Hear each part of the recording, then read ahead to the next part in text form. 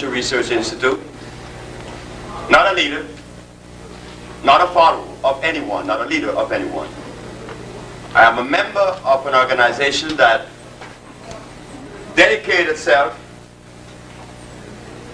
to the area of the black procession that is so needed today. I said the black procession. I am a black man, and my first allegiance is to my race. Am I not right?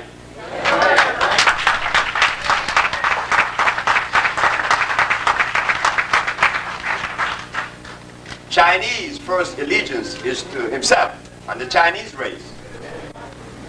The Caucasian to the Caucasian race. It's consistent. Nobody's wrong, nobody's right. We're consistent with the cosmic procession. The black man was placed in Africa, the Eskimos in Alaska, the Europeans in Europe, and we all had our duty to this planet, to the existence of this planet. But as for ourselves, I cannot talk for the Caucasian or the Chinese or the Eskimo. I could only talk about my race because that's the only thing I know. I know no other entity or race or people or philosophy. I didn't go to school because it wasn't necessary. I came from a people that didn't invent school because school was unnecessary. Today with the schools, we are sick. Yesterday without the school, we were healthy.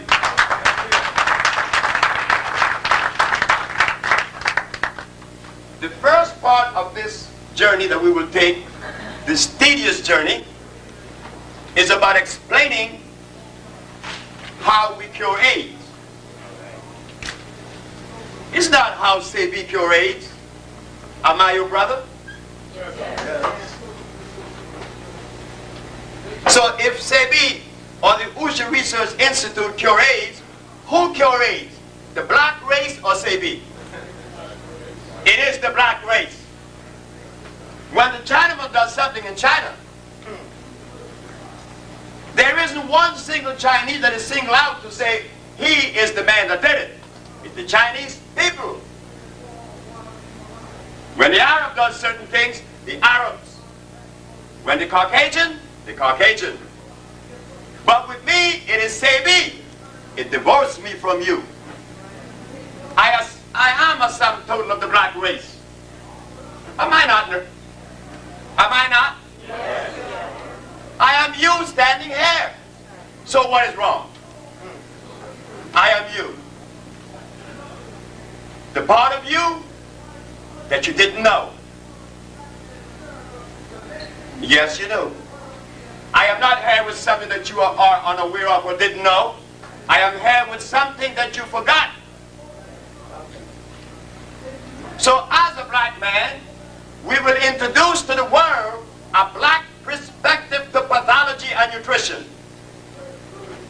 We have had the Ayurvedic, which is Indian. It failed. We have had the allopathic, which is European. It failed. We have the microbiotic, where it recommends us to eat rice. Rice is starch, isn't it? Yeah. Starch is carbonic acid. It failed. So let us now introduce one that will complement ours, the black man. The position of the black man was always one of healing. When the black man was found in Africa, did he have prostitution? No. Did he have alcohol? No. Did he have religions? Yes. No, he did not. Nature did not start with religion. Nature only creates those things that are necessary, that supports life. Religion does not support life. Life supports life.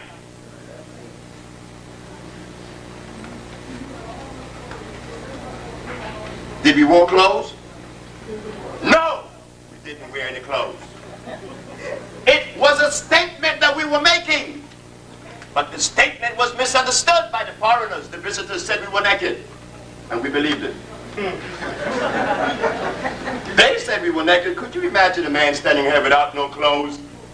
Since creation? How old is creation, ladies and gentlemen? Nobody knows. But since creation, we lived in the forests of Africa without no clothes. And one day some strangers came and said, you are naked.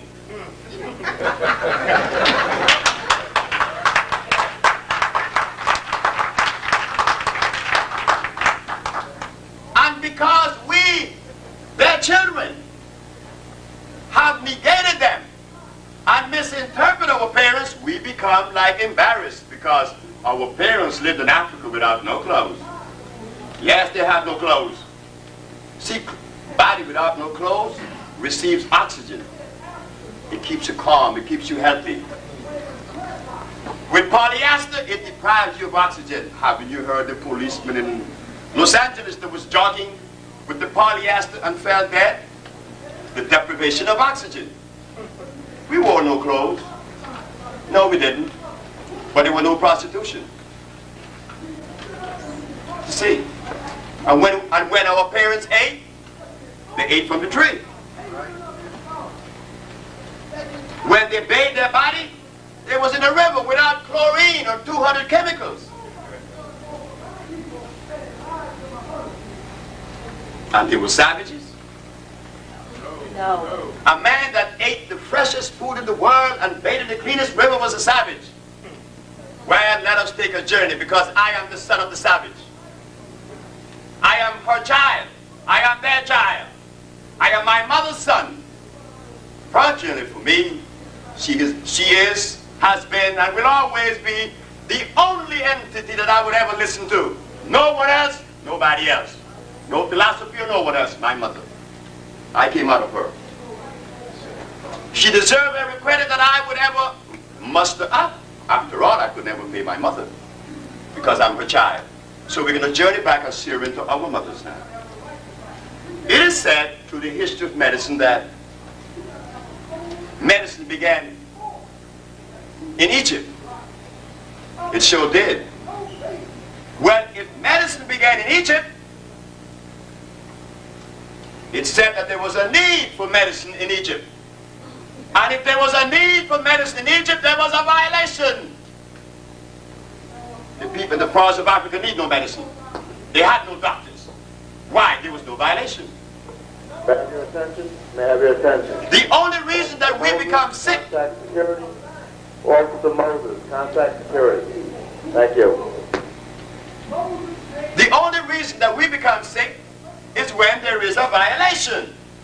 But in the forests of Africa, you could not violate because there were no rice, there were no beans, there was no carrots, there were no hogs, there were no cows, there was no wheat in Africa.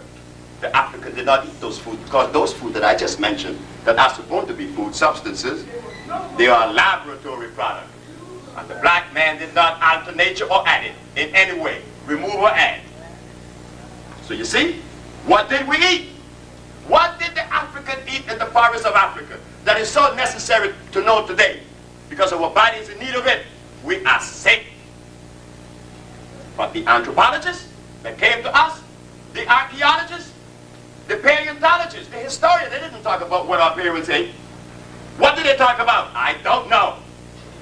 Whatever they talked about was of no consequence because now we are sicker than we ever been. But we read all those books. Well, I read no book. So we're going to journey now on a natural perspective, a natural canoe. Since medicine did not begin in the jungles of Africa, and it began in Egypt, we know that there were violations. Hippocrates came years later and brought the science and established the science of the medical science today. Hippocrates in 365 BC. He used herbs too. The question should be asked now, why isn't the physician using herbs today if Hippocrates was the father of medicine? So we find that instead of us understanding, we criticize, like the Usha Institute has been criticized. Well, our parents does not allow us to criticize them. It is time to look at them and worship them, follow them. I stand in front of you today about to give you a lecture on how to cure AIDS and why AIDS exists. Well, that's good and fine. But when I leave from here, what next? You know, like you take a book and you read it, and you put it back on the shelf, it has no more use. You read the book, it cost you $50. Now what you going to do? You learn something? What did we learn?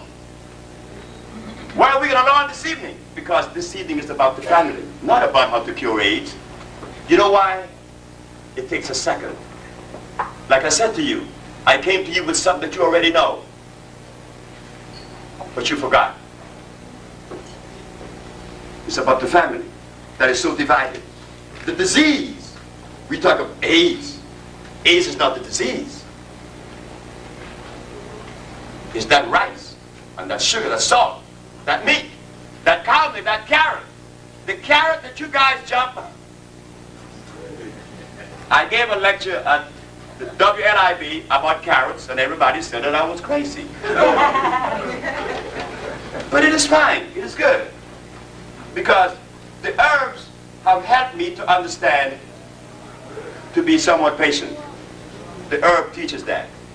You see, the herb shows me that when people goes to sleep, some wakes up a little bit earlier than the others. That's natural. If 10 people go to sleep, not all close their eyes at the same time. And when they wake up, some wake up earlier than others. But the mistake that is being made with us today is that those of us that are yawning, we want to go and wake the other one that wants to wake up at 7 because we're up at 5. You see? You leave him sleep because sleep is necessary. It is through sleep that we regenerate energy. But we curse sleep. This is what we say about each other. Oh, you're dead. You're asleep. He's not dead. Yes, he's asleep. But why are you angry because he's asleep?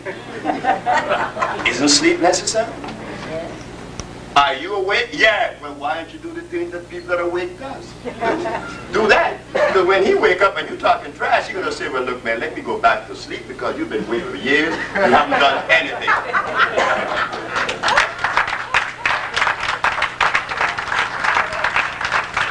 I am not awakened yet. I'm still yawning. Because I was fortunate to find a perspective that came from our mother, through my mother, and through the help of many, many, many other people, much wiser than me because I'm not wise. Because you heard me say I didn't go to school. And to be wise, you have to go to school. Yes, you do. Because if it wasn't that way, then it would not be any schools, right? But I'm not wise. I just happen to get information in my head that is equitable and complementary. I learned that no one is wrong, and that there's no right, there's no wrong, there's no up, there's no down, there's no superior, no inferior. That doesn't exist. So now we're going to go back to AIDS, right? Because that's why you came. You came because of AIDS. Well, what's the difference with AIDS and pneumonia? What's the difference with AIDS and TB? There is no difference. I should know that. Remember, I was arrested and charged with practicing medicine without a license. You stood by and watched them arrest me. Because you were a little bit more asleep, you didn't get up and say, well, hold it, he's defending our mother. Let us go see how we could help this institute. But no, the institute, I especially was arrested and charged with practicing medicine without a license because I said what? I cure AIDS, blindness, diabetes, lupus, herpes, sickle cell. It sounds fantastic. It sounds gross. It sounds like it is impossible. Sure, it is impossible because we forgot our mother and we have been entertaining the Western medicine. Western medicine said that there's no cure for any disease. Didn't we believe it? They also told us that sickle cell is the result of God giving us sickle cell to fight malaria. You mean to tell me that God loves us that much? You mean to tell me that God gave us sickle cell to fight malaria? Gave us a disease to fight another one? How does that sound to you? It is crazy. Sure, I know you guys are wiser than me. Of course you are. Because you are no more than I am. I'm only one. And everything I got it from you because I didn't go to school. I grew up in Louisiana with brothers in the pool hall. Niggers, as they call us then. But I'm one. But those niggers, you will hear what they helped me to put together. The vocabulary, the consistency, the organization I got from those niggas in those pool halls. So we begin now. They told us that disease is the result of germ, virus, or bacteria. Am I right? Who said that? The Caucasian again. But how do you know that's true? Have we done any research independent to that of the European? He done his research. Fine. The Japanese did his. Good. But what about my mama? My mama needs representation too, isn't it? I want to hear what my mama have to say. Well, my mama said that there's no such thing as a germ, a virus, or a bacteria. What did you say, Dr. Sebi? This is in court. This is the Supreme Court of the United States. The judge said, what did you say? I said, there is no such thing as a germ, a virus, or a bacteria. Then what is it? I said, man, it is a microbe that is generated in the body when erosion begins. So you see, explain that. I said, very simple. If I take a very healthy human being and lay them on this table and not move them for a month, when I raise them, what are they going to have on their back? A bed sore. And inside that bed sore would be some little worms, isn't it? Sure. But where did the worms come from and where were they birthed? In the man himself. Ah, but why the bed sore? You didn't move that person. That part of him was lacking of oxygen. You never see bed sore on the top of the person. You see them on the bottom. The deprivation of oxygen causes all disease. The big mystery. You see how quick you learn that? Every disease that is manifested is caused by the deprivation of oxygen. You have it with a very healthy man. Lay him down and unmove him. He will get a bed sore.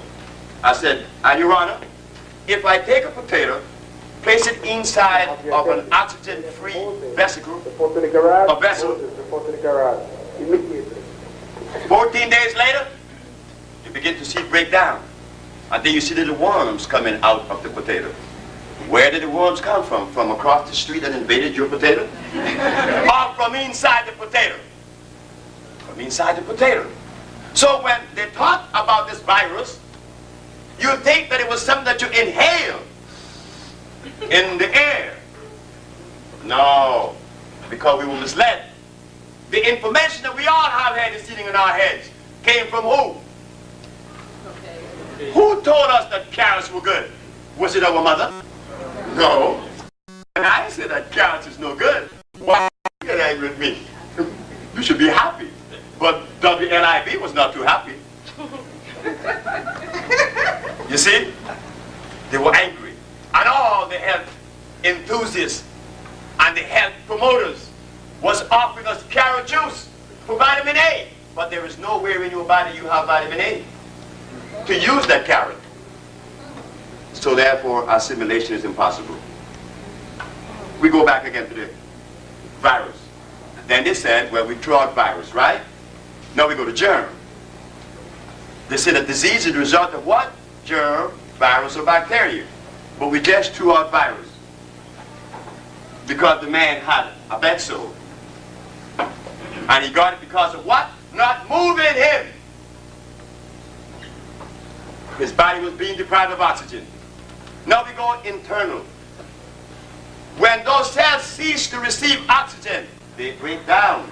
And depending where the erosion is taking place, what disease you would have. If the erosion is in the nostril, it is what? Sinusitis. If it's in the bronchial tubes, it's bronchitis. If it's on the lung, it's pneumonia.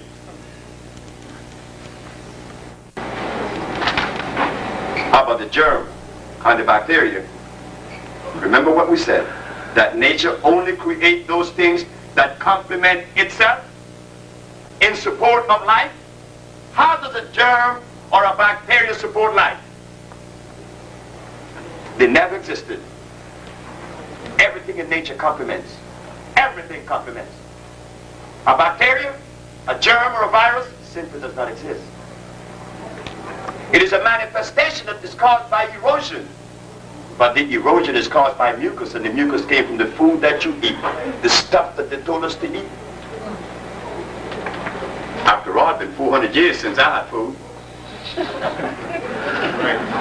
It's been 400 years since we ate anything. Because remember, when they took us from Africa, did they bring our food with us? No. They gave us starch. They gave us meat. And if you didn't eat it, they bust your teeth out. They break your teeth out. Now here we are, children of those sick people, and then we spiritual. I mean, what that word means. Spiritual. In a state of confusion, in a state of ill health. If you're going to tell me, have the nerve to tell me you're spiritual. Behave yourself. Behave yourself. To be cosmically in tune is to only indulge in those things that complement you and us. Complement your body. Once you're in that state, you accomplish anything, because I want to be on the journey for how long? 26 years, and I'm curing AIDS. So imagine if we had stayed on the journey 400 years. Put that into a meaningful perspective. If I, who've been on the journey only 26 years, is able to cure AIDS, what would we do if we had stayed on the journey 400 years? And all I did was to start eating the garbage. Sometimes.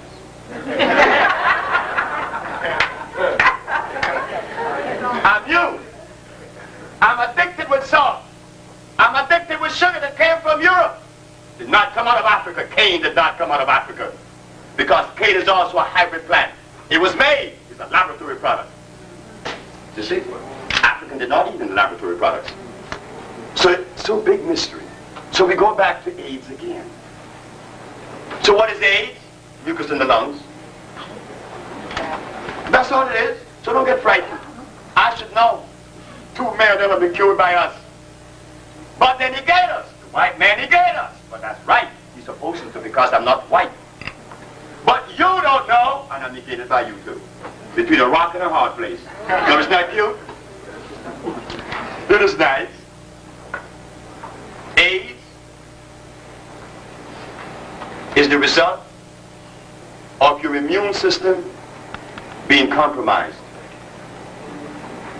And the only thing that causes the body to go into erosion is acid. Not alkalinity, acidity.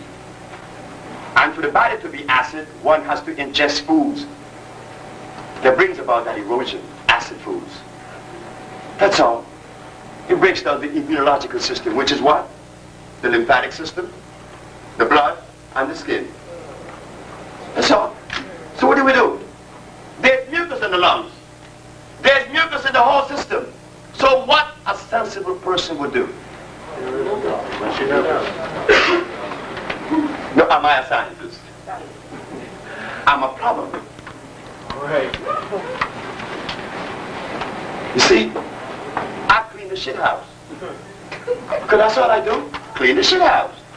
Clean the colon. Clean the cells. Clean the body. And there the body receives oxygen and reproduces itself, all the cell that has been eroded. You cut your nails, they grow back. Am I right? You cut your hair, they grow back. But the difference with the hair and the nails, they are out in oxygen all day long. But the cells internally has to receive that oxygen. You see, so now what do? We de-obstruct those arteries. You know, all that milk that you've been drinking all these years? And the cheese that Reagan feed our grandmothers?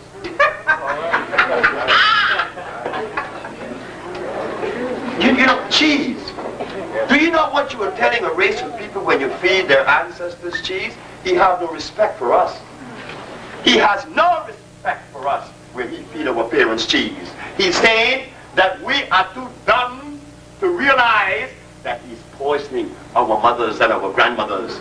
That's what he's saying, that you're too dumb to realize that. And she is likewise helpless to eat it. No respect. No respect. And then you tell me I'm arrogant. When I'm seeing the stare of the race, I'm arrogant. I mean, I wish I was arrogant. I can't be arrogant with you. You are me and I'm you. If I'm arrogant to you, then I'm arrogant to myself. I don't love you. No, I don't love you. I am you, whether I love you or not. So we talk about disease. It's fed to us every day. Our immune system is being compromised right now. Because I'm inside this building, I can't breathe Is that my parents was breeding in Africa on the plains, standing up on a hill and the breeze blowing by. I can't do that now. And I have to wear these clothes all over me and wrapped up because the police that called my parents savages would then take me to jail. I can't do what my poor parents did. I can't live healthy anymore because I have to wear clothes. Because the religion says that I am a savage. Every religion said I was a savage. Well, I prefer the non-religious position because then I could embrace everybody and go back to my parents.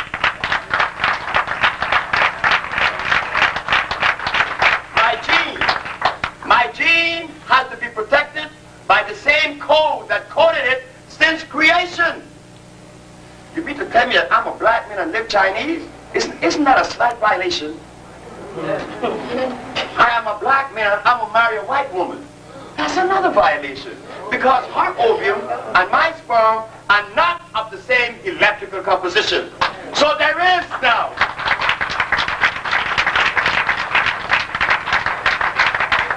There is now an imbalance. An imbalance that will manifest later of a child that will be born and cannot relate to black or to white. You see? Don't do that.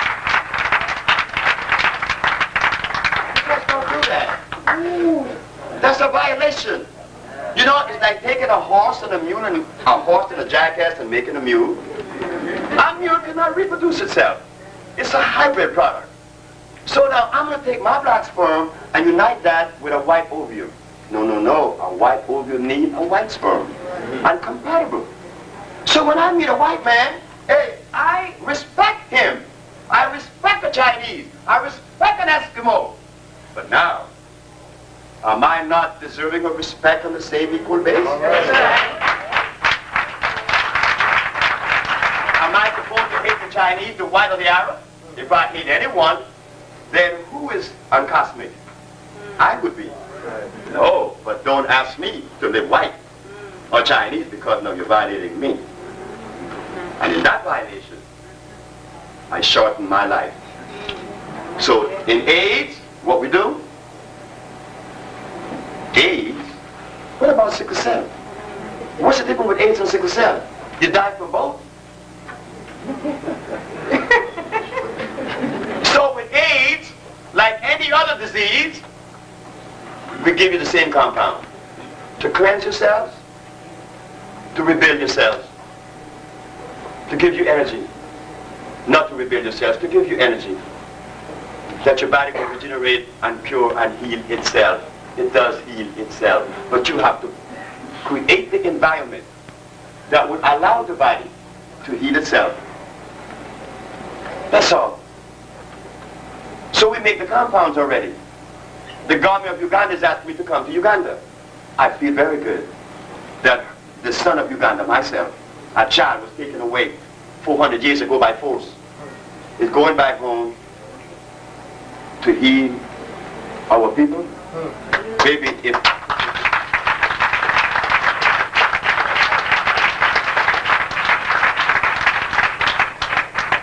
Africa is destroyed, what do we have left? Where do we go? Because this is ours. They let us know every day, and it's true, this is ours. We go right here, right? This is ours, and if you fight for this, well, that's a crime, because that's like knowing that someone stole this glass. You know I stole the glass, but you come and say, hey, Sebi, I know you stole the glass, but you will share the glass with me. What does it make you? You see? But we talk about religion, right? And we talk about righteousness. We talk about God. We just go back to God now. Who created the herbs? The Bible says that the herbs are for the healing of the nations. Am I right? Yes. Am I making this up? No. So what happened with the preacher when he gets sick? What is he saying about God? Don't give a damn about God, he's saying. I know for a fact he's saying that. You know why? I had a brother just died last year. Many of you in this audience knew my brother. My brother was Pastor Gate in Honduras. I said, but Pastor Gate, the book of Genesis, the book of Ezekiel, the book of Revelation said that the herbs are for the healing of the nation and the fruits are for food. And why are you eating this flesh, this pork? He said, you know, you were always strange. See, I know that. Very few of my friends accept me in their group because I was always strange. But in my strange world, there is consistency, and there is logic, and there is love. Most of all, I love to give. It's difficult for me to receive from you. The Usha family that makes up a group of people now that has been healed or been healed. We have a family. We have a family. A family that understands. And they try to give me many things. I can't receive those things sometimes because it's very difficult. But in giving, I like to give. So I said to him, I would like to understand what zone in your head exists that you would negate God for man's position. As you said, I said the medicine that you're taking was made in a laboratory with some inorganic substance and chemicals that does not assimilate. And I explained that very carefully. It's not very difficult to understand, don't worry. My brother was taking substance that was made in a laboratory. When something is made in a laboratory, is it complete? No. It cannot be complete. It was made in a laboratory. It does not have oxygen. Any product that is made in a laboratory does not have oxygen, hydrogen, no, carbon. It's impossible. That substance could only be made by life itself. And if it does not contain the chemistry of life, they call it carbon, hydrogen, and oxygen, it would not become one with you to help you. But you chose that over God, herbs. Well, you're going to die. He said, well, if I die, he said, I'm going to leave you 10 children to take care of. I said, you know, I'm going to take care of them if I have to, and I will. He said, well, that's cool. And he died. And he died in my mother's arms. And my mother said, well, this is the way he was. He died. And he died. So that's why I'm afraid of preachers. They talk about God, but they do something else. And I'm not saying that. Go in the church. Go in any church in America. And you will find out our parents have big ankles. That's right. And the preacher himself had diabetes and gout. In fact, I don't know why gout followed them for some reason. Most preachers suffer with gout. And diabetes. I think it's too much chicken that he's eating. And you know that God did not make that chicken. So don't get frightened. Don't get frightened. Because there's too much to this lecture that needs to be brought out that we would not have enough time, but I hope that we would share another moment together that we could hash these things out. I'm not lecturing to you. I bring a message that came from you. I'm not lecturing to you. I'm bringing a message that came from you that you forgot. But some way, you know, nature always preserves that one little thing to manifest again, to continue that procession, that chronology. I am black. I have, nature will preserve that blackness, whether Sebi wanted or not, because Sebi didn't want to be a healer. Sebi was too nice and quietly smoking his cocaine and snorting it. You know, yes, he was in Los Angeles. And I didn't healing what? Who? I mean, I want to be John Coltrane. I bought a flute and I bought a soprano. Couldn't blow a note, but I want to be John Coltrane. I want to be Coltrane. I love Coltrane. And I tried like my endeavor best, and I even had the opportunity to meet Coltrane many, many times. What? I didn't become a musician, but I fought like hell to be a musician. And I fought against being a healer. I put up a good fight, but I lost. Here I am standing in front of you now, talking about biochemistry. Now, in order for us to heal the body, I learned that you have to cleanse the body. And you have to feed the body those minerals that are made up, that makes up the body. That's all. Cleanse the body and feed the body the minerals that is made up of. Calcium, magnesium, phosphorus, iron, and all the others. And then you'll find that a miracle happened. That's what they tell us, a miracle. Like Mildred Jones. Mildred Jones came to see us just 2 months ago, and she was in a breathing machine for 8 years with a long plastic cord.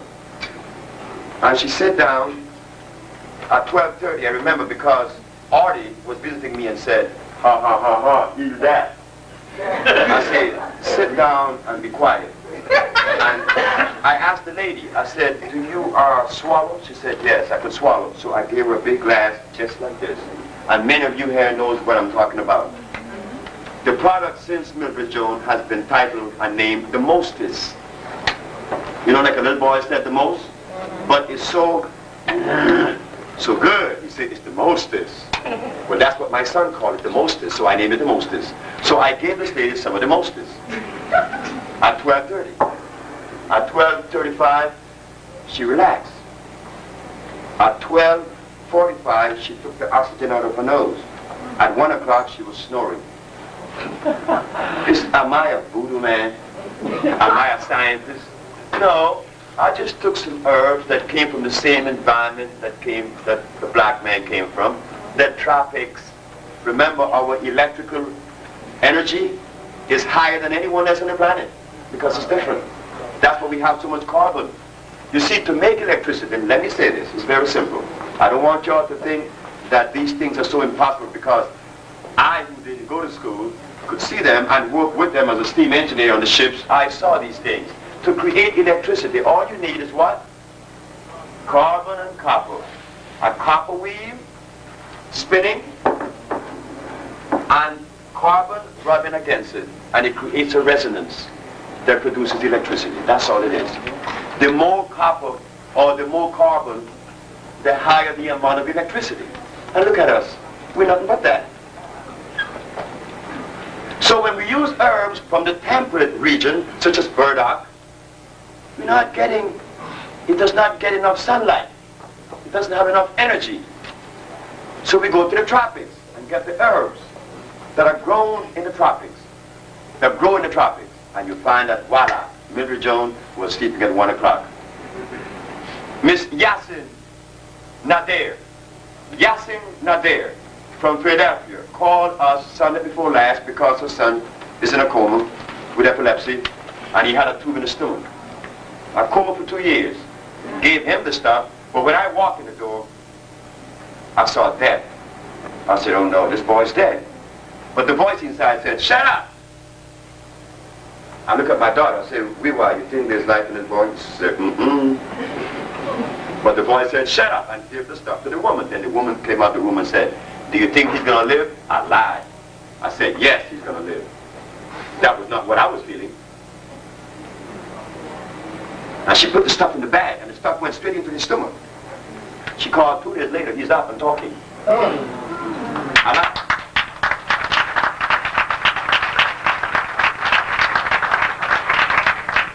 Now we come to AIDS. I didn't know I could cure AIDS. How would I know that? I don't diagnose anyone. I don't have laboratories to break down germs, bacteria, or virus. I don't do that. I just happen to be in Washington giving these people compounds that were curing all leukemia, sickle cell, which is Achilles Stroud, and a young lady said, Zelma Peterson called me and said, Dr. Sebi, I know you have cured many diseases that I could attest to. This is why I wrote an article about you in the Financial Independence magazine. But I learned that my brother-in-law has AIDS. But he's at pneumocystis stage. You think it's too late? I said, don't do that. I said, fly to New York and go see Annette. Annette is in the building now with that pink dress, that flower dress over there that you always see. Annette, come forward, please. This is Annette. Annette also cures AIDS and any other disease. See, I'm just talking because they're scared to talk to you. You see, I'm a little bit bolder than them, but they know more than I do. So Annette gave her the compound. She goes to Boston that Saturday, gave the boy the stuff. That Sunday, pneumocystis was gone. 2 months later, the doctor said he didn't have AIDS, that he was misdiagnosed.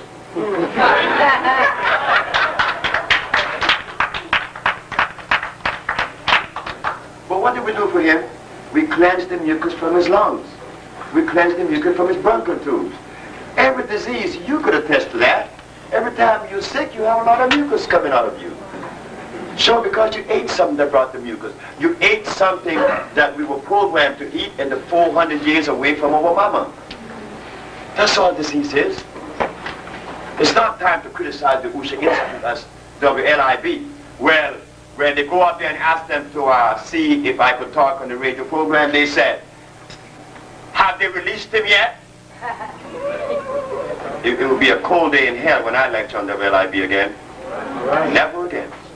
You see, because that was insulting their mother. And I have very little to do with people that does those kinds of things, conscious or unconsciously.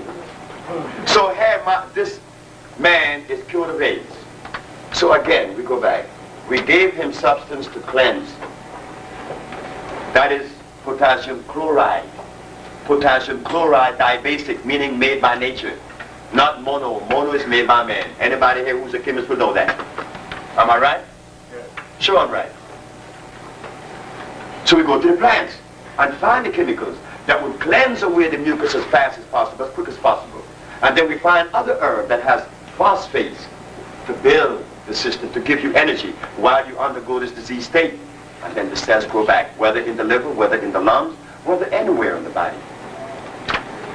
So that's all we do, is to cleanse the system and to allow the system to be rebuilt. But in the allopathic philosophy, which is the European medicine, it is to do what? Make pills out of inorganic substance and give you, but the cause of disease is still in you.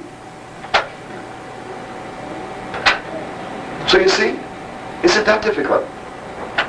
But it is difficult for them. And now it makes it even more difficult because the whole society, the whole American government depends on those chemical laboratories for huge amount of money. And a black people is going to come and invent medicine from herbs, deprive them of all those billions. Now you know it takes more than a nerve to stand up against a crime and take such a position. But it is necessary. Because my life was at stake. Remember, I was impotent. I was diabetic. I was asthmatic. I was hypertensive. And I was obese. I went to all the doctors. Now what happened? He was a book reader. That's what happened. He read books. See, life doesn't come out of a book. A book is a violation of life. Just to create a book, you have to cut trees down. There's a violation. All right.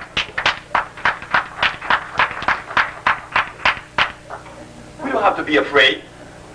We don't have to be afraid. If Sebi, who was arrested a day before I'm supposed to testify in the courts of the United States, downtown Brooklyn, Supreme Court, the Attorney General sent a message to me and said, if I take a misdemeanor, that he would drop all charges. What was he saying to you? Not to me, but to you. He didn't give a damn about you. If I had done that, you wouldn't hear my mouth today. I said, no, this is fisticuff, lose, win or lose. Because my people are at stake, my race, my step, my being, my family. And I'm supposed to take that is like me going to a Caucasian and asking them to stop being Caucasian. That's an imposition. Or to have the Caucasian race to implement in their world things that belongs to our world. That's an imposition. That's a violation. Give respect. We learn to be obedient. A zebra does not ask a horada, how come you don't have stripes? Nature made him with stripes. It did not make a horada with stripes. But they're both equitable. See, we have to begin to understand what it is to be different. Not better, not worse, not superior, not inferior, because you're not inferior to anyone. We just happen to play a unique role, a role that I will explain right now. A bird or plant, you go to get what mineral? You see? Iron. Sure. Meaning that the predominant mineral is iron. But then we go to the dandelion. Or just take the shade grass. Shade grass. What you go to that for? Calcium. It's coded to ingest calcium. So the black race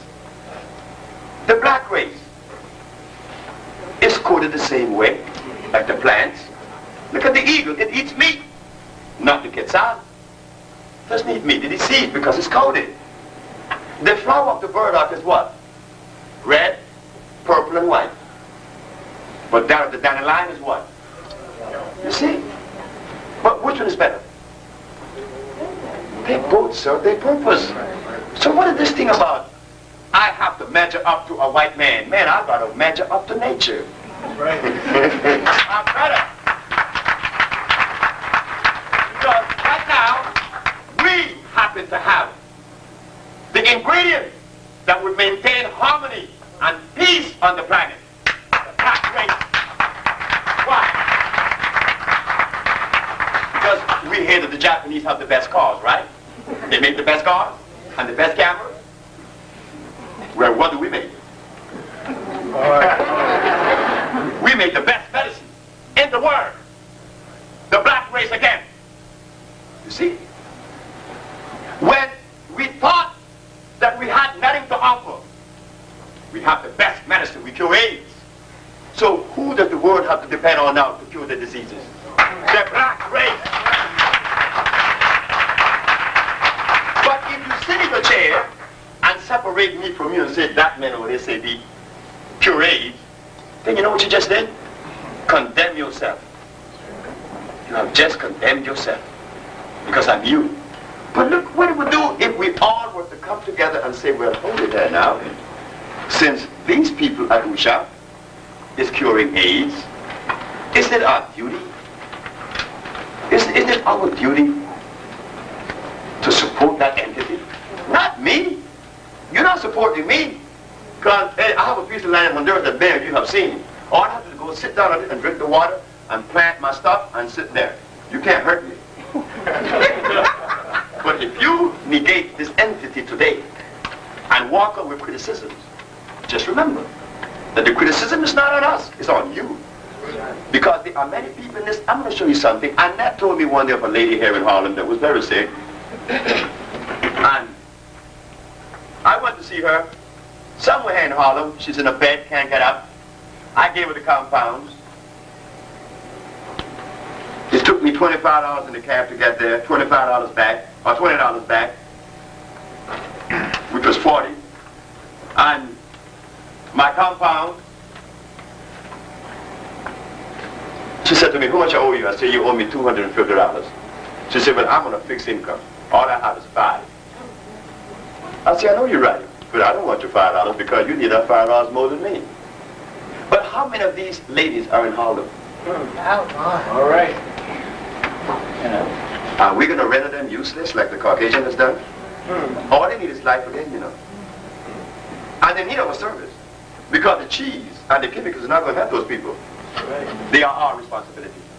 Those of us that are healthy, they are our responsibility. You understand? Because when we get old, we're going to need you too. Right. We're going to need each other's. So how do we rectify this? So I didn't come here to talk about AIDS, because you see how quick we talk about it? You see how quick we talk about it? How do you cure AIDS?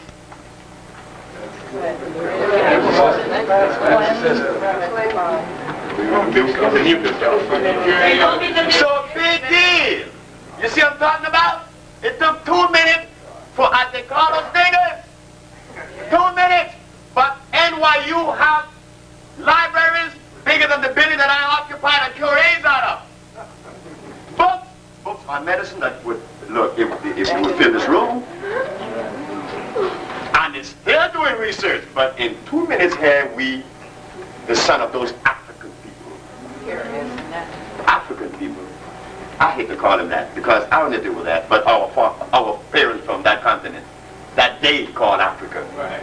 We are their children. So if with 400 years of eating meat, and eating cheese, and eating salt, we are able to cure AIDS after 400 years of violation? I mean, look, we have got to be some kind of monsters, isn't it? So we are doing that, the black race. So we have to get back on the business of taking care of ourselves the way we always had. We always did. Nobody could take care of us better than we can. Who could do that? Why would we even put that responsibility on someone else?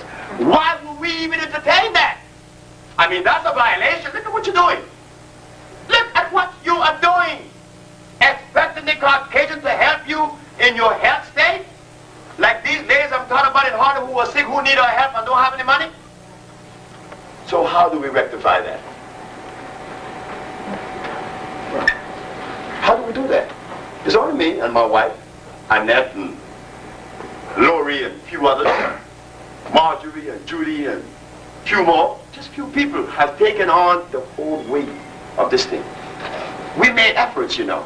We made efforts to come to you. But those of us who are representing the white entity deprive you of hearing what I have to say. Like, for instance, I was in Harlem, and there was Dr. Prince and Dr. Justice. And they were talking about something that really didn't make sense. They was talking how they were going to make it easier for the AIDS patient to die. You know what I did? I just couldn't take that, because that's when my arrogance comes out. I came up and I said,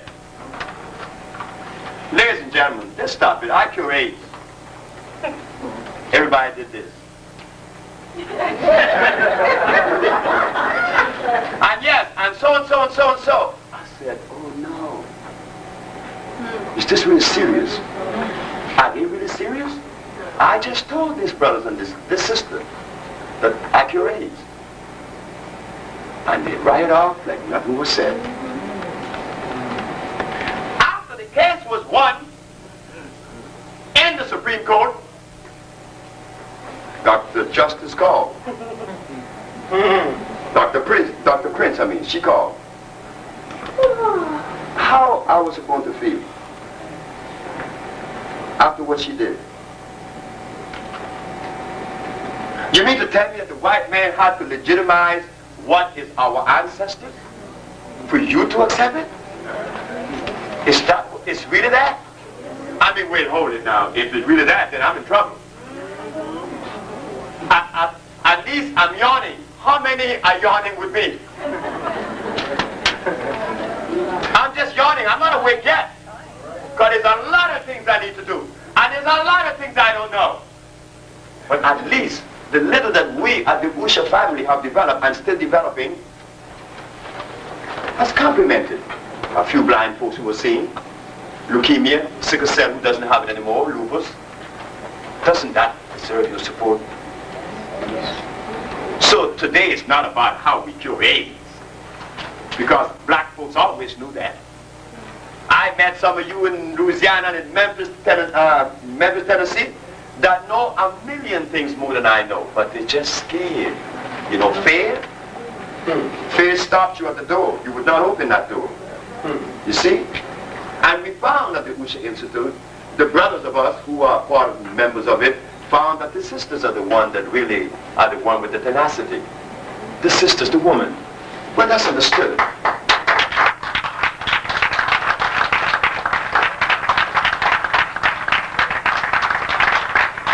I am the only male that is in the operation of this institute. I am the only male. They make the stuff. They direct the institute. And since I'm talking, and I'm sick of talking, because after you talk, and you talk about talking, then what? You know, I never liked, look, I'm going to tell you the truth, and this is the God in heaven truth. I was never gravitated towards men like DeWalt. Never. I would never think of that. But men like George Washington Carver, yeah, that's the aspect. He was doing something. He wasn't talking about talking. Men like Booker T. Washington, men like Garvey, that's who I respect. Because they were doing something. About the other talkers and book readers, I mean, we had enough of that, right? I mean, I've been here for 35 years, and we have read all the books there is to read. But we still, after we read the book, we put the book on the shelf. But now we have some work to do. And the work that needs to be done is not in those books. Not one of them. They cheated us, they talk. I know I didn't spend my money. Because like I said, I didn't go to school and I don't read books. See, it costs too much money to occupy myself and my time with this stuff that didn't make sense. I have to do something. We have to do something. We have to heal ourselves. You don't get that in a book. Because if the healing that I'm doing was in a book, or the healing that the Usha Institute have arrived at now was in a book, wouldn't you have the book too? When you have the book, I mean, if it was in a book, I'd have to say, but go buy such and such a book. So it came out of what? A history, a people, a gene, not a book. Not a book. It came out of you, our mom. You understand? Our mom, our mother. And we're going to give that respect. So we hope that when you leave from here this evening, you would make it very simple to everyone else. What did Dr. Sebi talk about? He said that disease is removing mucus from the system. Well, that's all he said, yeah? All he said. Now, you see, now we've down to basic, isn't it? And after we heal ourselves, all those things that we want to claim we are, that we want to exchange with one another, such as, I'm spiritual, holier than thou, but drinking carrot juice and eating pork chops. Or eating tofu. Tofu is worse than pork. Tofu is 100 times worse than pork. It's going to tear your membranes down immediately. Woman get vaginal discharge immediately. If you don't believe me, go eat some. Go eat it.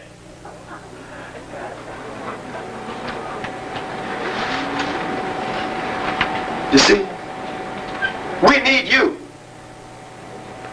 We need you. And you need us. Like, you know how we felt when the African government of Uganda came and sit with us? I mean, that was like, wow.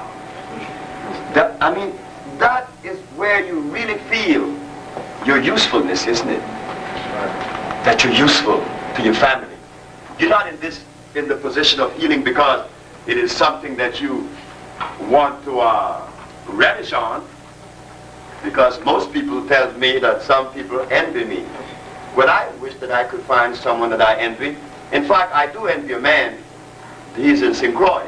He does know how to read and write, and he's very healthy.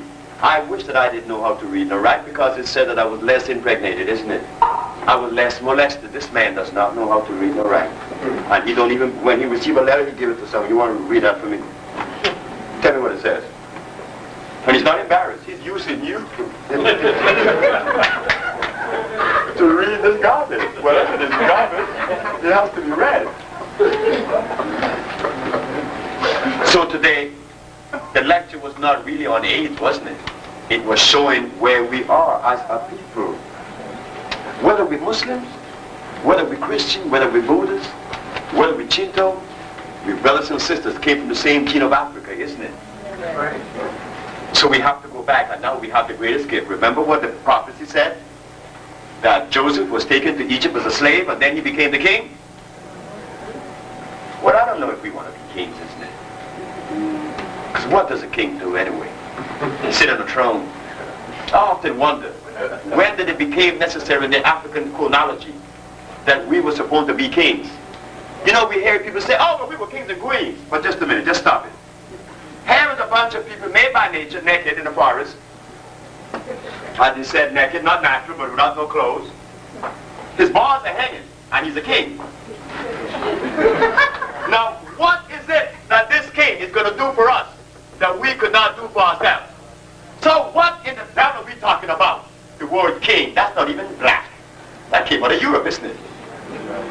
Ah, but we go around saying that we were kings and queens. What does a king do? I mean, I never thought it. I mean, where it was useful? A king. At least as a healer, if we all become healers in here today, then we could all march back to Africa and say, just go heal mama. And get out of it.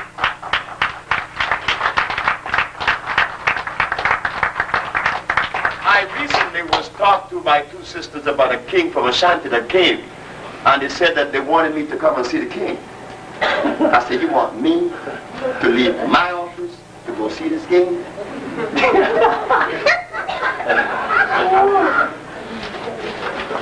The man is bloated up. He's sick. I could look and tell his eyes were very puffy. He had diabetes. He was loaded with fluid. I said, that man, the only way he would be healed by me is he crawl up these steps. You see, kings. I left from Brooklyn to see the lady in the bed. But she was no queen. She was just like me, the underdog. Kings, they crawl. because they have not had any usefulness, not to you. Or you could just talk about them. Say we have a stool, a golden stool, and he sits on it. A king now. Hey, king. Hey, he's the king. Sebi is the king. Now, Sebi, what are you going to do? But I just have to sit on the throne and be a king. That's all I have to do, be a king. But what's the king? Where is the usefulness of a king? Does he provide you with food and shelter? No. He just sits on the throne. He's a king. How did he get that? How we ask those questions? Just begin to ask those questions. Ask our anthropologists and go back and ask the historian. How come they didn't talk about the food that we were supposed to be eating? How come you talk about what they were doing? How does he know that? Black people in Africa wasn't doing anything but waking up and going to sleep. Because that's all was needed to be done. Wake up and go to sleep. Our body wasn't made to work. I mean, many of you with your PhD degrees in your pocket would like to be in a situation where you only wake up, feed yourself, and eat fresh fruit from a tree, and go back to sleep. That's a dream. That's a dream. With your PhD, you crawl out with your Mercedes-Benz and go be in that fluorescent light. And you're going to drink out of the plastic bottle. And you're going to be suited down where your neck is bleeding only your face. And this is supposed to be what? An advancement from that position? But look at the state of our bodies now. We all are sick on the body. We do not have even the capacity to love. That only comes with health. When we are healthy, now we could embrace. Right? So we're going to heal each other now. Today was about healing, not with herbs alone, because healing is encompassing everything about the individual. I mean, we need love. We need all the love that we could muster up. I know how nice it is because I make myself available for it. Because it's nice. It's nice to be loved. Well, if it is nice to be loved, how do you think the other person feels? Why not give him that? It makes you feel good. Maybe one day when you give him a little bit now, he may come back and return that to you tomorrow. But again, to be in the state of wanting to love or having the capacity to love, we have to be healthy. So, to begin with, as black people, we have to abstain from the food that we have been conditioned to eat. Stop as much of it right now. I was the recipient of some that you were not. I ate cassava, some that the African people eat. Your American brothers and sisters who were born here don't know what cassava is. No, you don't know. It has arsenic. It's very starchy. It would affect your brain immediately. When I was a child, 15, I had very violent headaches. It meant that a tumor was growing in my head. And when I began to cleanse, I felt the same headache telling me it was leaving. All of us have that tumor. Every black person in this room has that tumor, if you have not cleansed. Don't even be scared. Because the truth, you have a tumor in your brain, and they were quite aware of it. This is what prevented us from coming together. This is what prevented us from supporting Usha. I mean, Usha did not come to do something that was needed. Usha is curing AIDS, diabetes, and lupus, and blindness, and all the other diseases. Isn't that what we need? Yeah. Isn't that what we need to see our grandmothers healthy and strong again? Yeah. So what prevents the community from embracing and helping Usha? What? That tumor. Yeah. That tumor. That tumor. Where Annette and I went to New Orleans, and these white people treat us with royalty. Like royalty, I mean. They recognized what we had because she saw him in the Tony Brown Journal. But in New York, I used to get stones thrown at me. But I understood. Not because the Caucasian people give me that particular privilege and that kind of environment. I am still the son of Africa. And they come first. But I have to wait a little bit longer because, like I said, if 10 men go to sleep, and one wakes up at 5 in the morning, and the others are still sleeping, the best he could do is wait for those to wake up. Because if he tries to go and wake this one up over here, what's wrong with you? I'm still asleep, can't you see? So we cannot curse him because he's asleep. So we just have to unite all of us that are yawning, come together and begin the process of helping those that are still asleep. That is our duty. Those of us that are waking up, begin to do things that would complement those that are still asleep. But instead we curse him. We call him dead. We call him asleep. Yes, he's asleep. But what are you doing in your awake state? Nothing. So let us do something now. Let us come together and further this healing process, because it is grossly needed all over the world, not only in the black race, but in the whole human race. Healing is necessary. And we have that responsibility because we know that they don't know what they're doing. You know how old medicine been here? How long? It's been here for 253 years. They're not curing AIDS or sickle cell or diabetes. No, they're not. So what are they saying to us? They just can't do it. So now that your brothers and your sisters, that Usha is doing it, is it time for criticism? No, you can criticize us, I said. But what help would that be? We have no help. We have proven to the courts. We have proven to you in the community. All of you who have sent people to the Usha family, they all said what? That's right. That they did good. And they will do good. The Uganda government came and took some compounds and took it to a lady that had AIDS. And they came back and said, it's a miracle. It's a miracle. Dr. Sebi, she's up and she was out. She was waiting to die. And she's up and she's talking on the telephone and she's doing everything. She's going to the bathroom by herself. And she's doing that. Now, I didn't feel like it was a miracle, right? Because I just showed you how it was done. So I didn't feel like I deserved that, that kind of a, Dr. Sebi. And I don't like that. I never liked that position in which you give me that kind of reverence, because I don't deserve that. Because I'm not doing something that you can't do and do it better. It's just that it has been removed from us so long that when it happens, then you want to give that person all kind of credit and then you throw them off the rhythm. Because now that person, if careless, becomes what? Swell-headed. When you see what happened, the reason why it is difficult for me to become swell-headed, because see, I like to walk bare feet, and I like to go in the river and bathe. I like to laugh. I like to scream. See, I like those things. Those things makes me happy. And I told the family of Usha at the ending of this year, I would divorce myself totally from being in front of you talking, because I don't like this. It's an imposition on you. It is. It's really an imposition on you for your brother to come and talk to you. Then what is saying about you? Where's your head? That your brother know it or not you when he's you. No, it's an imposition. So let us all rise together. Not the Usha family alone. No. So don't come here waiting for a big surprise. Oh, we're going to hear how AIDS is cured from a biochemical or chemical perspective. No. It's all garbage. The judge said to me when I was talking about how we cure AIDS at Usha, she said, Dr. Sebi, you make it sound so simple. I said, but man, everything is simple. Everything is simple.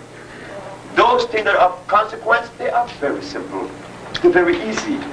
So see, I never heard this before. I say, I know that. Because the African people has not stepped in to world society and represent themselves as far as pathology and nutrition is concerned. But now, here it is.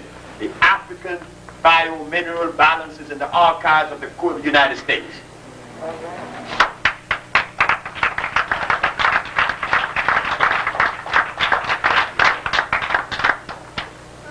So in ending our little lecture, I want to say to you that I more than appreciate all these faces I see here. I more than appreciate that, because the time has come in which we must come together, at least in healing. And remember that in healing, the one thing you will always remember is that love comes out of you for everyone. For everyone.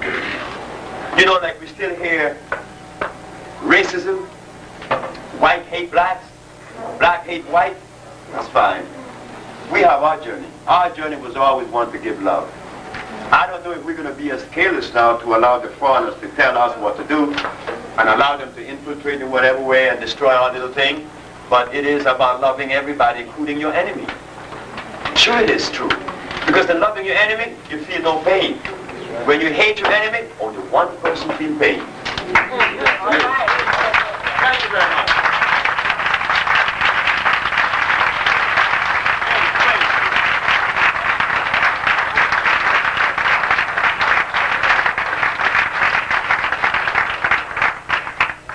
At the ending of every talk, there's always the better part of the lecture. The question and answer. Please, don't reserve your question. Feel free to ask whatever question you want to ask, because this evening it is family, isn't it? And aren't we supposed to hash out those things that need to be hashed this evening? Are we going to leave from here with the same empty-headedness that we left in other lectures? No, we're going to do something now. We may even devise a way in which we could see how we could collect $1, just $1. I'm going to show you all something very simple. $1. Suppose all of us in America gave $1 to the Usher family. You know how many dollars that is? That's about $40 million, isn't it? I mean, behave yourself. $40 million? It may be even more than that, isn't it? So let us say $40 million. Just say $75 million, $60 million. Just say $50 million. And we use $5 million to buy a building, or 2 or 3 of them in various big cities. That's only $20 million. And the other $20 million we invest in entities that will provide the herbs that we could heal everybody in our community. Yes, sir. You see, just how much did it cost each brother? $1. Just $1. I mean, I wish I was Reverend Ike on you one day alone. I wish I could be like the Pope, just one day, to take your money. But when I like to take your money and give it back to you in a very nice way to see the smile on your face, see what we did with your money? Because you would be administering that money. But we want to use just $1. Will serve our profit. I mean, we could do it in a big way. Just $1 throughout the United States. So let us see how we could create a network throughout the United States. I just came back from Detroit, and it was a very sad story for me. I mean, I was in the middle of the NAACP annual convention. I took the brochure and I showed a delegate. Very interesting. Yeah, okay. I got in touch with you. You know what he read? Where Miss Emma Wright had sickle cell, I no longer had it. And that's all he said. Then I stopped another one. He said, look, man, don't stop me that nonsense. If you could cure AIDS, damn it, you wouldn't be here talking to me. I said, thank you. Thank you very much. I stopped another one. I didn't stop. I stopped about 10 that day. I just want to hear it from their mouth. And everyone rejected me beautifully. The NAACP, the organization that championed itself for being in the benefit of who? Black people. First question over there, lady. Yes, ma'am. I have a heart problem, and I have to carry natural wisdom with me all the time. And also, I have low sugar. Can that be cured? Most definitely. We have done it many times. Next question. Yes, sir. Is it possible for me to join with you in this business? Well, I'll tell you what. There's a young lady here named Lori, who is the president. She's right behind you, see? That lady right there. This lady? Yes. Good. She handles everything. Yes, ma'am. My sister has multiple myeloma, bone cancer. Can that be cured? Well, ma'am, if AIDS is being cured, I feel that would be easier. Now, in dealing with myeloma, what part of the body are we dealing with? Bones. And in dealing with bones, what is the mineral? Calcium. So are we going to use the oxide calcium or the phosphate calcium from the plants? You see how smart we are? We already became doctors in 5 seconds. Yes, Yes, then I'm coming to you. Oh, yes. I'd like you to explain or tell us what foods are beverages. Yeah. I used to like to do that, attempt to do that, but it goes on into a lengthy thing. The best way you could get that information is to call the Usha Institute or come down there and they would assist you, greatly assist you in giving you a list of things and explaining. In fact, we would like that if it is possible among you and the family of Usha to get together and then we would have a gathering in which we could show how to cook this food quick, very easy, nutritious, and it would not hurt you. Wouldn't that be nice? Yes. You see? Yes, ma'am. Dr. Sebi, is fasting a part of the cleansing system? Fasting is something that you would do gradually over a period of time. You would learn to fast. You would adjust yourself to fast. I'm doing it now. I have used all kinds of methods. One, I remember the first time I fasted, I went on it for 94 days non-stop. Didn't eat anything. You know, it was 20 years later that I did that. I didn't even do that. 20 years later, I fasted for 28 days only. So I learned that in fasting, you have to learn to fast because the stomach has to readjust. If you fast suddenly and your stomach shrinks, the conditioning of your head will say, I gotta fill this thing back up because it's still empty. But if you fast one day and eat another, fast one day and eat another, and take that for about 7 days, and then next month, you say, well, I'm going to fast for 2 days, I need 2 days. And then you go gradually. And then your stomach have a chance to be shrinking on you, slowly. And once it's shrunk, then the desire for food becomes minimal. I just talked to Mr. Lee. I was in trouble in Detroit this trip because month before last, I was in Detroit, where Martha Jean the Queen, how many of you know of that woman? Martha Jean the Queen, you know of her? She's a woman that is in Detroit that takes me there every month to see hundreds of people. And this one man impressed me very much, Mr. Lee. Oh, Mr. Lee is 87. Mr. Lee is about 6 feet tall and he's slim. And he dresses, he's sharp and he's clean. And this man, oh God, this man just impressed me. I look at this man when he comes to see me. He said, good evening, young man. You Dr. Sebi? I said, yes, sir. Well, I'm Mr. Lee. But Mr. Lee is a tough man. So Mr. Lee is 87. And he doesn't wear glasses and he can read and write very nice. Mr. Lee said to me, well, young man, you know, I have a woman, but I want another one. So I want you to help me with these compounds and units because I want another woman. You see, this other woman is very nice, and I don't want to deprive her. She's very nice, and I want to, you know, be with her, but I have this one here that I love very much, but are you going to help me or not? I said, I'll help you. So when I went back to see this time, I went back to Detroit. There was Mr. Lee. But I couldn't help it. Mr. Lee was in a group of people. I said, Mr. Lee! He said, you remember me, right? I said, Mr. Lee's sister was angry with me because I gave him all of my attention and didn't give her any. But Mr. Lee is a very impressionable man. He's very strong. Our sister came and said to Mr. Lee, are you married? Mr. Lee said, yes, I'm married. Not very much so. This man is, you know, so that was the trouble I got in. His sister jumped all over me and crazy. Yes, sir. Yeah, what I'm going to say is based on some observation I have recently, just like the European had their several of them meeting the richest nation, and not one African is included in that group. I noticed it. Yeah, so what I want you to do is address the answer to some of us who might don't understand what's going on, because like here we try to get together and then some of us bring somebody else who knows like us to get into what we are dealing with. But there is no reason why a Japanese or a white man shouldn't be here. There should be a reason, but in us constructing, no, we can't construct with their philosophy or their presence, no. Because we have to separate ourselves. Everything was made separate. Everything is different, you know. You see, they tell us that we're one, right? But is that true? No. You see? I mean, damn, if you put me next to a Norwegian, man, you know there's a distinct difference. Man, what was this? That we are one.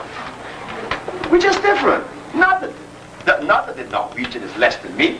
Because I've been to Norway many, many times, and I have been to Russia. I've been all over Europe. But I never find it necessary to relinquish and to compromise my blackness, but I never found it necessary to offend them either. Because I don't want to be offended. So, as hipping us to come together, you know, we've been doing that for 35 years since I've been here coming together. Coming together around what? There have been no coming together in America in 35 years around an entity that's going to protect us, that's going to feed us and compliment us. He was always around philosophy.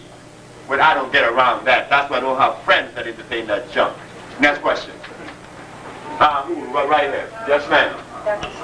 Yes, ma'am. I would like to know how long the cleaning process takes. I have asthma. When I was an asthmatic for 28, 29 years, Miss Mildred Jones that just spoke about, Miss Mildred Jones, she had a machine. She was worse than you. And in a half an hour or 15 minutes, she took the machine out her nose.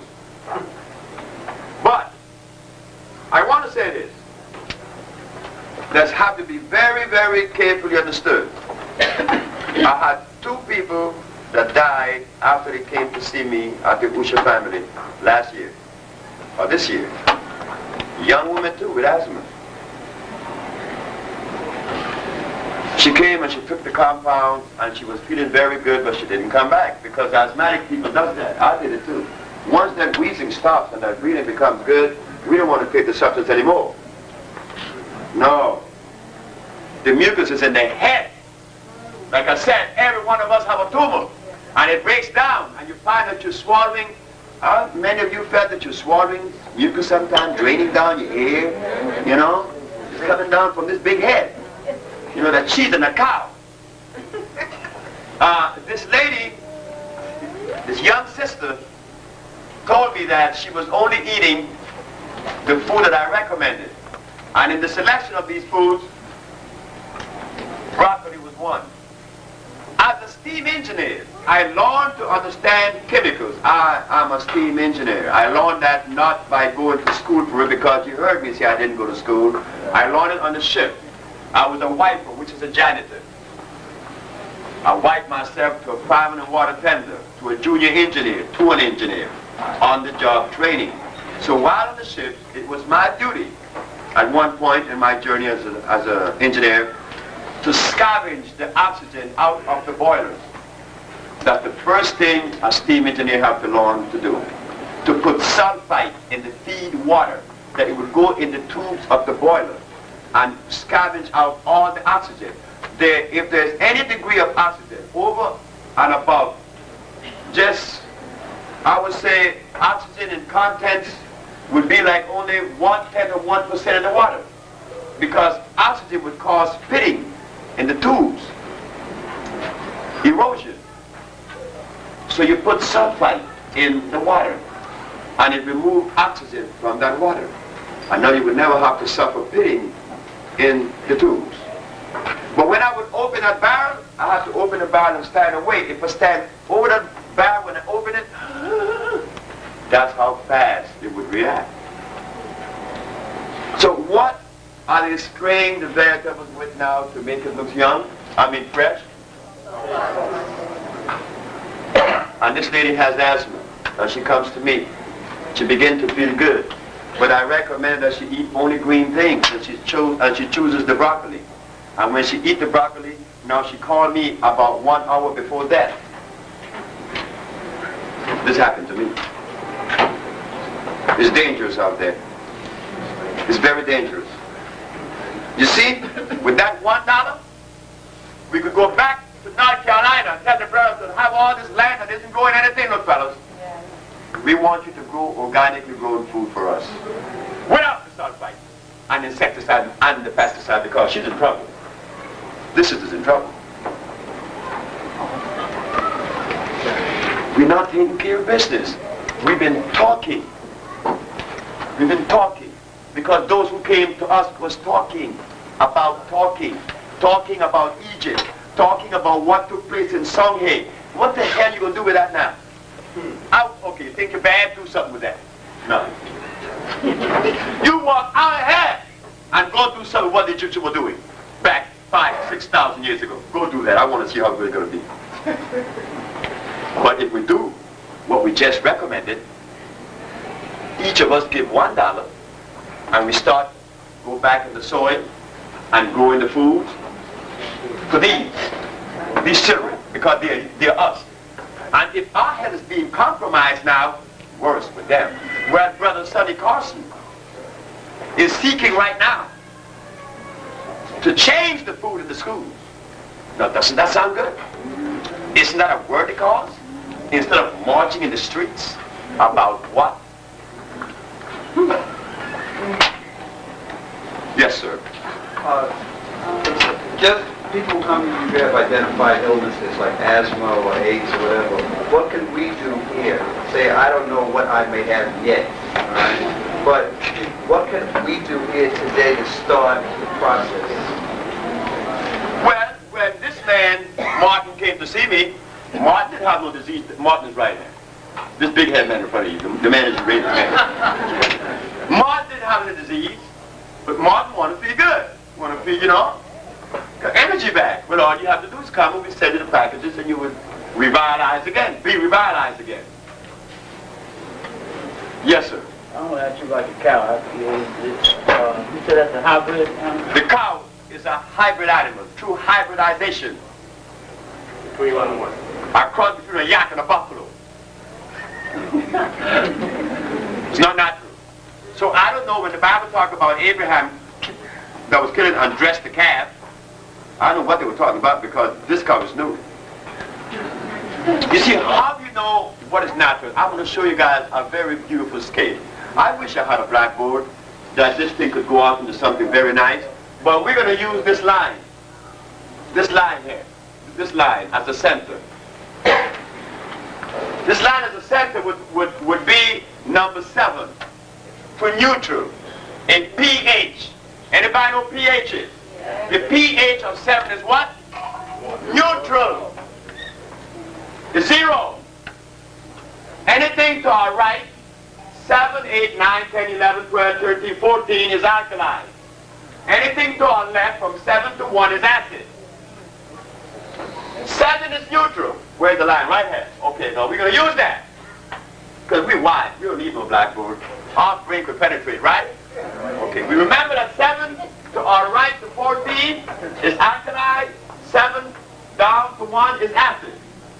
If a substance is acid, it's always below 7. Below 7. As a steam engineer, I knew that. 6.9 is always acid. But it's only 1 point acid, right?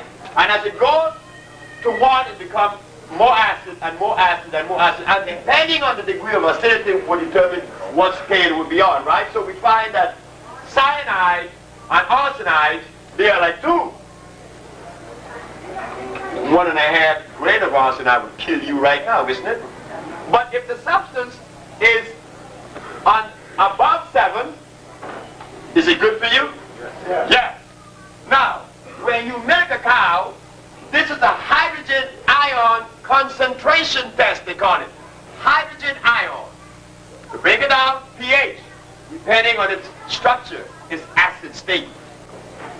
If the substance is alkali, if you milk a cow, the cow is 5.2 on the hydrogen scale, which means it would erode your cells, and that milk you're giving your baby, that bottle, is killing your baby with fever and nose running. Right. Right. But if you milk a goat, the milk is 9.8, which is what? Alkaline, which means that God made it.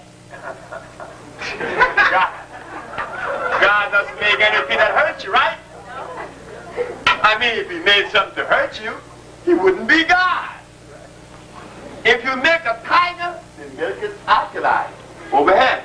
If you make a lion, the milk is alkaline. If you make a woman, it's alkaline.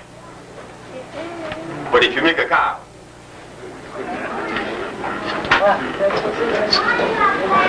that's how you know. You could take a carrot and juice it and give it the litmus test. It's way over here on the acid side. But they have people claim it is. Well, a man is in the door right now named Lorenzo Pace. Lorenzo Pace came to see me when I was on Monroe Street. And he said, hey, look, man, I want to drink juice. And I got all this mucus. I'm a vegetarian. What's going on here, Sebi? I said, Lorenzo, what kind of juice you drinking? He said, carrots, baby, carrots. Because the poor man was told by these nutritionists in Harlem that he should drink carrot juice. Mucus was coming out of Lorenzo like he never said. I said, stop it. There he is now, without the mucus. Then go back and drink carrot juice.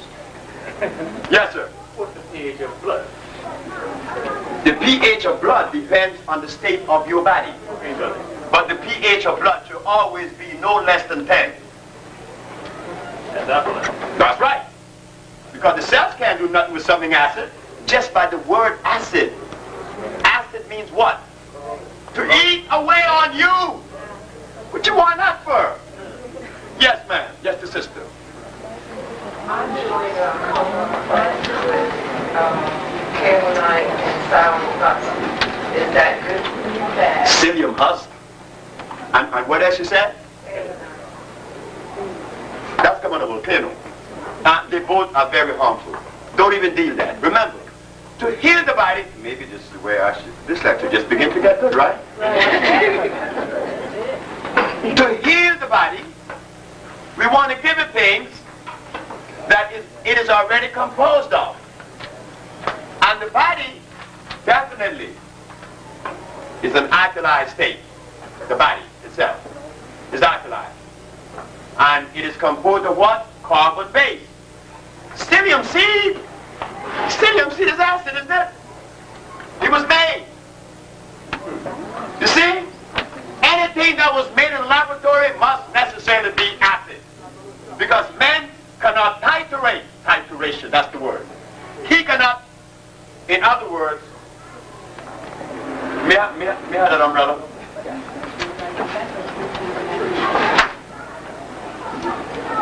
Nature, since creation, made things the way they should be. Men come and found them that way. We found them already made for us to indulge in, right? But what man does, you say, well, I can see if I take a soursop and a coconut and put them together, I'm going to get cool sop. Right? But to bring these two things together that was not originally put together by nature, you have to use a binder. That's the trick. For them to come together and unite, because they were not supposed to unite. But man takes and uses a binder, which is a chemical, and put them together. That's a violation. The other is that it is half coconut and half soursop. Is there anything in nature that's half anything? No. Thank you. I think that that's a beautiful description, isn't it? Yes. Shall we use that one? You are a scientist. Yes, sir. Then you, man. Dr. Sebi. Yes, sir. Detoxify body. Cleanse it. 1 day, 1 year, 2 years. Well, this lady, I did not complete answering her question. I'm glad that you asked the question. It depends. It depends on the state of toxicity. It depends how much weight. It depends how much fluid. It depends on the state of your body. You come back and tell me, when you begin to take this stuff, you come back and say, hey, man, I feel good. I feel very good. Or you may come back and say, I feel okay, but then I know I have some work to do. It's simple. It's very easy. You know more than me. So you know. Yes. I have animal tissue in the jawbone. And what it's doing is, it's affecting Abnormal tissue in the jawbone she has. What caused that? Abnormal tissue. What causes anything to become abnormal in the body? Acid. You know it. In fact, that is also bothering you too. No, that was not also bothering you. That was what it was all the time. Okay, all right. That's the point. Okay. So with the acid for anybody, right? Let me see, Washington, D.C. What is his name? Little short man. Forgot his name. When he opened his jaw, he had to put it back in. Why? Because there was erosion in the calcium cells. Right? So what do?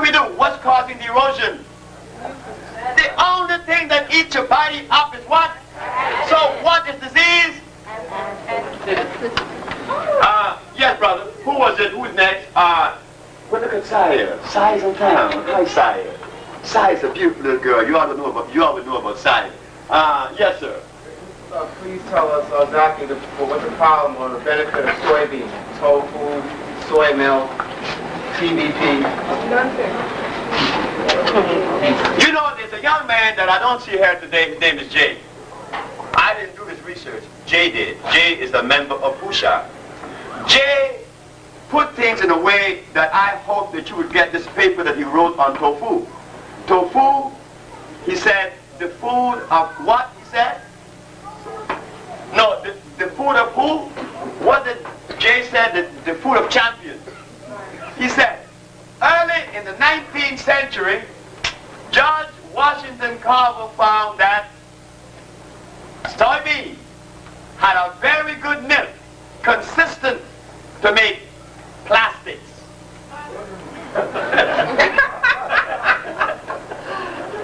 It was George Washington Carver that invented plastics. He made it from what? The milk of the soybean. Where you need to tell me, and Jay said in the paper, you ought to read this paper. We will make this paper available to you next time we come together, because we will come together again, because there's so much to talk about. He said, if early in the 19th century, George Washington Carver used soybean to make plastics, why is it that automatically in the 19th century, it has become our food? How could that be?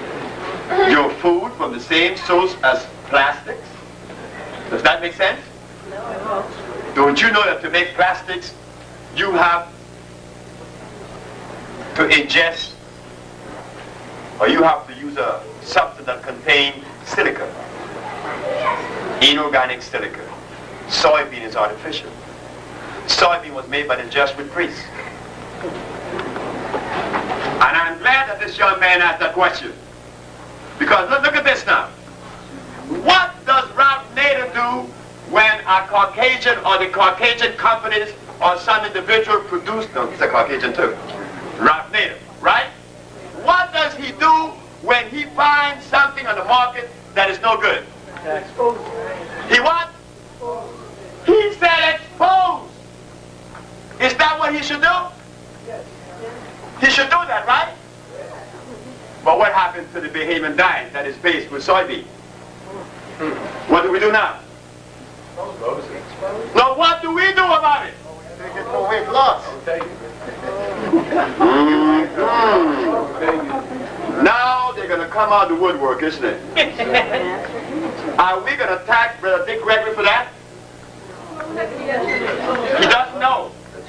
Maybe he doesn't know, right? So if he didn't know, why did he bring it? He didn't know about the pastor. So we educate. That's right. The sister is right. We have to educate Dick because he's our brother. And we're not going to condemn Dick because the information that Dick had in his head came from who? Okay. It has to have come from the Caucasians. It didn't come from the brothers and the sisters in Africa because they did not eat no soybean. So we have to sit with him and say, hey Dick, you know, like, enough is enough, you know, man. Well, you can't have this. Last question. Or at least two more. Yes. I would like to know if on irrigation, that extremely unhealthy because it pushes water against your cecum. And at the point where, I wish I had a blackboard, I'll tell you what we do, I'll explain it now. But when we come back again, I'm going to make sure that the family of food shall have a blackboard here. I will show you. When this is your ascending colon, this is your ascending colon right here. This is your transverse colon. This is your descending colon. Things goes across very easy and down very easy. But to climb up, to crawl up is very difficult. Now I'm going to push water up here, down, across, down. Now there's no way out here. So aren't you having to impact things down here with that water 15 pounds per square inch pressure? Not only that, the obstruction is not in the colon. It's in the small intestines. Because the valve, the cecum valve, only pushes things out. It doesn't admit things in, because that would be anatoxemia. So as this valve clogs, so the small intestines, and there goes your stomach. So when you get your colonics, yeah, you see some feces out of it, but the obstruction is in the small intestines. And since this valve does not allow any water to go in, how are we going to clean the small intestines now? Where the putrefaction really sits. And not only that, when you take water and put it in a machine and then push that up someone's colon, isn't there life forms in this water already? And they will seed inside of you? Because if you had taken this water through your mouth and it had the life form, which it does, it would die in the mucous membrane or in the hydrochloric acid in the stomach. But now you bypass that because some German invented colonics. And some black person told us that because the Germans did it, it must be right. Ooh. That's what I think. Ooh. Yes, ma'am. Pantothenic acid.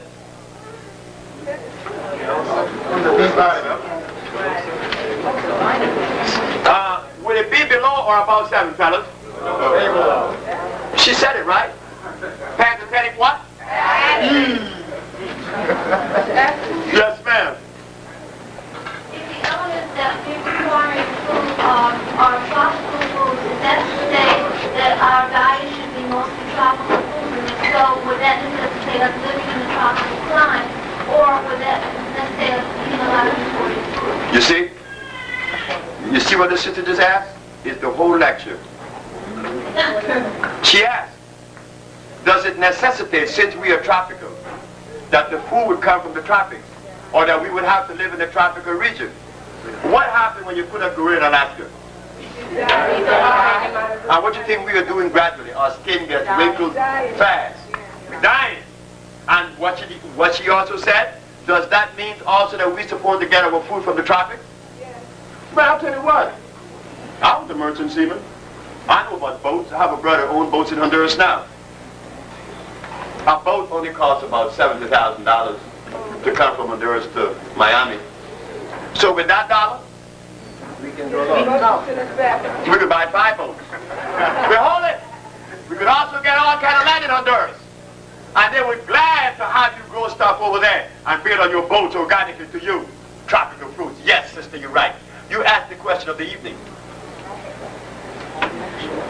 That's why we use the herbs that come from the tropics. They contain electricity, high over and above anything from the temperate region. That's why everybody feels so good with the Maya.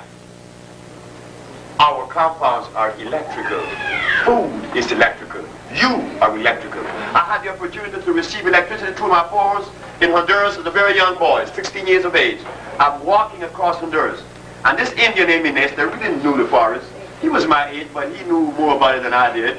He said, look, if we go across these mountains, it's going to cost a lot of labor going up and down, up and down, up and down. He said, look, you see this shoulder? They call it cordillera. We're going to climb up one mountain and walk across all the others from the top, across. Just one spot we had to come down, go right back up 10,000 feet. We were in the clouds. We were inside the clouds. And at one point, I was laughing and running. All 3 of us young fellas, 16 years of age, running in this cloud. Running. Walking 3 days. Sleeping only 1 day. But we had energy. And you know, it was until I became a healer that I saw why that Indian asked us to walk in the clouds. If food is electrical, and light is electrical, where do you get the highest source of electricity on the planet from, naturally? From the clouds. The cloud produces more lightning on you, knock a building down. Well, if from those clouds come electricity and we are submerged in it, what do you think is happening to us? No stuff. Yes, ma'am. What in your body would make you reject going through vegetables? The only thing that would allow you to reject any substance in your body would be acid. I have many people to come to me with that. Dr. Sebi, I can't even hold water down. And they were right. They could not hold water. They drink water, they puke it up. They had to. Why? A bed of acid in their stomach. Mucus. This aggravates it. Clean the mucus out, you drink tons of it, you eat anything then. Yes, sir. Yes, I have two questions. Yes, sir. First of all, does that mean that citrus fruits and all are not beneficial to the body? They are not as acid as starch. You see, in the acid stuff, something that was made by this man, some are more and some are less. Citrus is acid. I'm not going to sit here and deny that, because the natural orange is alkaline. And I think Lori had a chance to see one in Honduras, natural orange. They call it civil orange. Any of you from the Caribbean know about civil orange? Yes, she knows, he knows. So you know, that's an orange that cures you. You could take civil orange and put it on your head, and mucus comes out of your nose that you never imagined. Civil orange. You see? It's not as sweet as the one. So what I see we need to do, like the brothers are asking about things that come from the tropics that they do not know about, why don't we have an expedition ourselves? Because the Usha family goes to Honduras every year. The sister of Usha is now going to Mexico and to Chile. Should we do research to find the best herbs for you, that you could be healed quicker and faster and cheaper? So why can't we all as a family come together and make this thing a family thing? That instead of you asking those questions, you would know. You would know. Yes, sir. Yes. When you're dealing with, someone who is obviously in ill health, what system or method of diagnosis do you use to determine the correct manner of rejuvenating this person? Do we need to diagnose? No. Why? We crank those things. I never diagnosed anyone. I wouldn't even know how to do that. When you walk in my place and your ankles are swollen and you're hurting, I know it's acid. When the government of Uganda came to me and asked me to come and cure AIDS, I know what I have to do. Remove acid from the system. When the woman walked in with asthma and couldn't breathe, I know it was mucus acid. When the man came with gout, I knew it was acid. And incidentally, about gout, I always find that men, I know I didn't have gout, but I was impotent. I had diabetes. But I find that every male that has gout is impotent, because the level of acidity has also invaded the prostate gland. And here comes, this is my last one, I just can't, I have to go on and on. But Flores Archies from Puerto Rico came to me, and he had gout. He said, could you cure my gout? I said, sure. But then came a woman named Miss Sylvester, and she was wearing a cane. She had a cane, And then came another one named Miss Margaret Allen. She was shaking, and she touched me. She said, oh, you have a beard, Dr. Sebi. Yes, I have a beard. She was blind. Delirium tremens. She was shaking, right? And high blood pressure and cellulite. So when they were leaving, they all had the same bottles. But the Puerto Rican took it upon himself to ask me about it. And he was right. He said, Dr. Sebi, I think you're making an obvious mistake. I said, why is that? He said, because I don't have diabetes. I don't have arthritis like Miss Sylvester. I'm not blind like Miss Allen. And you give us the same medicine. I have gout. So this has got to be out. I said, from a European perspective it is. But from a black one, very much consistent. I said, but instead of me arguing with you, this is what I'm going to do. Take this stuff. If it doesn't work, I'll give you money back in 2 weeks. He left. Everybody left. When he came back 2 weeks later, he came back with shoes on. And his wife. But she was the slick one, like the wives usually are. Always are. The wife came and said, "Tell him how you feel." He said, "Well," I said, "Ma'am, Flores doesn't have to tell me how he feels because he has shoes on." She said, "Yes, I feel good. You're right. Tell the man the rest." He said, "Well, I'm having sex now. You know, it's been 4 years, but I'm having sex now." She said, "Okay." So, did I give him something for sex? Is there any medicine in the world that says for gout? Is there any herbs in the world that says this is for gout? So, what the herb did? As it cleansed the acid from his toe, it cleansed the acid from his prostate gland that was preventing him from having sex. Is that so difficult? Thank you very much. That's all.